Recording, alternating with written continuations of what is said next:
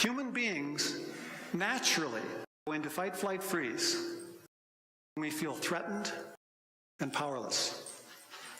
And there's a problem here, to go with the good news about your amygdala being able to save you from the bus, which is that your amygdala is very fast, that's good news, and very stupid, and that's bad news.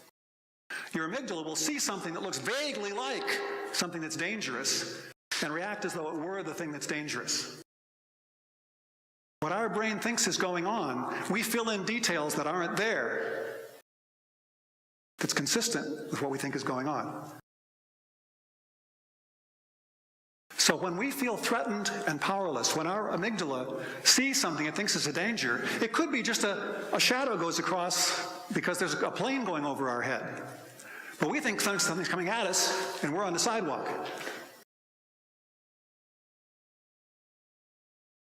The implications of this are huge.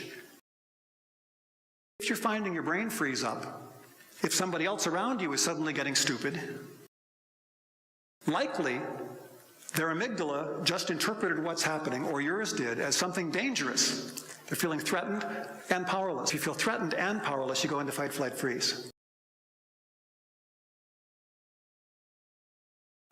If you do the best you can to understand, and you won't be able to understand very well at first because you're in fight, flight, freeze and you don't have very much intelligence.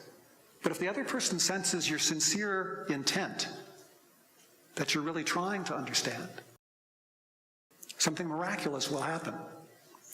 Their amygdala will stop being so scared because they'll start to feel like there might be some possibility of getting through to you.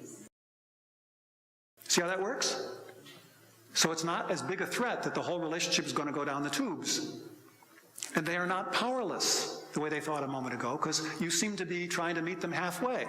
So then they relax a little bit and start to tell you, and as soon as they relax a little bit, just a little bit, your amygdala goes, oh, maybe there's hope.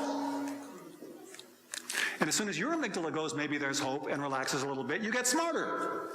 So you actually begin to become capable of understanding what they're trying to tell you. And then they get smarter. And you're rewarded with a rational human being instead of whoever they were before, who is also capable, for the first time in about 10 minutes, of understanding what you were trying to say. So if you want to be understood, strictly on practical grounds, this is a good way to proceed, because it makes it more likely you'll have somebody else who could understand you. Is this making sense? How many of you have experienced this hundreds of times in your life? Yeah, I'm not telling you something you didn't know, but I am, I hope, giving you a way to think about it, to understand, so that you can harvest your experience and make it more useful to you. And so you can consciously make use of it in the future.